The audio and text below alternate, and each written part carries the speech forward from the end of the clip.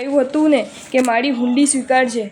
તેમની ભક્તિ તે મિથ્યા દ્રષ્ટિની છે. જે ભક્તિમાં તત્વનું ચિંતન ન હોય, બોધ ન હોય, તેમાં પૂરી ઘેલછા અને અવિવેક હોય. જ્યારે તમને તો જૈન શાસન મળ્યું છે, માટે તમને તો વિવેક આવવો જ જોઈએ.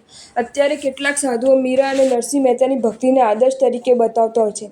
એક સાધુ મહાત્માએ દ્રષ્ટાંત આપેલું. એક બાઈ તેમના એક સંત પાસે જઈને કહે છે કે તમે મને એવું બતાવો કે મારા ભગવાનના ધ્યાનમાં મારું ચિત્ત સ્થિર રહે. રોજ ધ્યાન કરું છું પણ ચિત્ત સ્થિર રહેતું નથી. સંતે પૂછ્યું, ધ્યાન ક્યાં સમય કરો છો? તો કહે કે ક્યારેક સવારે, ક્યારેક બપોરે, જ્યારે સમય મળે ત્યારે ધ્યાનમાં બેસું છું. સંત કહે છે કે તમે ધ્યાન કરવા માટે એક સમય નિયત કરો. બ્રાહ્મણ મુહૂર્તનું નીરવ શાંતિ હોય છે, માટે સવારે તે મુહૂર્તે ધ્યાનમાં બેસો, ચોક્કસ ચિત્ત સ્થિર રહેશે. ત્યારે પેલી બાઈ કહે છે કે આ સમયે તો હું ધ્યાનમાં ન જ બેસું, કારણ તે વખતે મારા પ્રભુ ભગવાન સૂતા હોય. તેથી હું તે વખતે ધ્યાન કરું તો તેમને ઊંઘમાં ખલેલ પડે.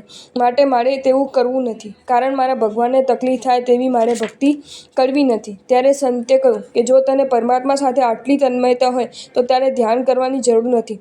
તે તો એકતા કરી લીધી છે, પણ અમારી હજુ આવી ભક્તિ કરીને એકતા મેળવવાની બાકી છે. આ દ્રષ્ટાંત જૈનેતરનું છે. હવે આવી ભક્તિ આપણે કરી છે, છતાં આવા દ્રષ્ટાંતો અપાય છે કે આટલી તન્મયતા હોય તો ધ્યાનની જરૂર નથી, પરંતુ અમારી દ્રષ્ટિએ આને ભક્તિ ન કહેવાય. આપણામાં શ્રેષ્ઠ ભક્તિ હોય તો પણ ધ્યાનની જરૂર હોય છે. બાઈ માને છે કે સવારે વહેલું ધ્યાન કરીશ તો ભગવાનને ઊંઘમાં ખલેલ પડશે. હવે જેને ઊંઘની જરૂર પડે તે ભગવાન કહેવાય? ઊંઘતાને ભગવાન માને તેને ભગવાનના સ્વરૂપની સમજણ કેવી? મીરાની ભક્તિ પણ આવી જ છે. જેને ઠંડી લાગે તેને ભગવાન મનાય ખરા? ઈશ્વર તત્વની સમજણ ન હોવાથી ભક્તિમાં વિવેક નથી, પણ નરી ઘેલછા છે. માટે આવી ભક્તિને ઊંચું સ્થાન ન અપાય.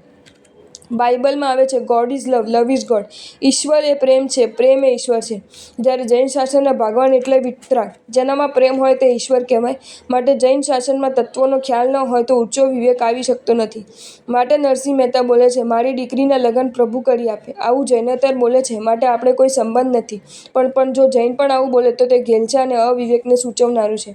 આપણા દેવ 18 દોષોથી રહિત. આવા ગુણોવાળા જે હોય તે અમારા દેવ. હવે ઊંઘ તે દોષ કહેવાય. માટે શું ઈશ્વર તત્વની દુર્ગુણી બનાવવું છે? જેને દુનિયાની પડી નથી, ભક્તિની પડી નથી, ભક્તની પડી નથી તે ભગવાન કહેવાય? પરંતુ જેને પડી હોય તે ભગવાન કહેવાય? હા, પ્રભુનો અચિંત્ય પ્રભાવ છે. દુનિયામાં એવી કોઈ ચીજ નથી કે તેમના પ્રભાવથી ન મળી શકે, પણ એમના આપવામાં રસ નથી. શબરીની ભક્તિને લોકો કેવી માને છે, પરંતુ તેની ભક્તિ પૂરેપૂરી અવિવેકવાળી હતી. મારા ભગવાનને ખાટું બો ના ખાવી જાય, તેના માટે એઠું કરી નાખતી. તમે સાધુને એઠું કરીને વોરાવો તો ચાલે ખરું? માટે બધે વિવેક જોઈશે. તમારે પણ ખાલી વિવેક વગરની ગુરુભક્તિ કરે રાખવાની નથી. શાસ્ત્રમાં તો એટલું સુધી કહ્યું છે કે ગુરુ પણ જો ખોટું કહે તો તેમનું પણ નહીં માનવું. માટે વિચારજો કેટલો વિવેક જોઈએ. જ્યારે તમે અત્યારે સાધુ પાસે શું અપેક્ષા રાખો છો, અને અત્યારે તમારે એવા કામ છે કે જેનાથી સાધુ આચારમાંથી ભ્રષ્ટ થાય છે.